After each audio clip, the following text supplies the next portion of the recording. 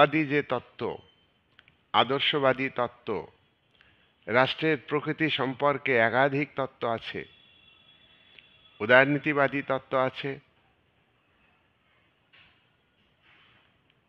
সামাজিক চুক্তি মতবাদ আছে, জৈব মতবাদ আছে, আদর্শবাদ বা ভাববাদ আছে, নৈরাজ্যবাদ আছে,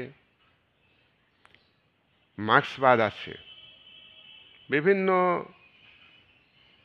অ্যাঙ্গেল থেকে, বিভিন্ন দৃষ্টিভঙ্গি, বিভিন্ন তত্ত্ব রাষ্ট্রের উদ্ভব, রাষ্ট্রের বিকাশ, রাষ্ট্রের কার্যাবলী, রাষ্ট্রের উদ্দেশ্য ব্যাখ্যার ক্ষেত্রে আমরা দেখতে পাই।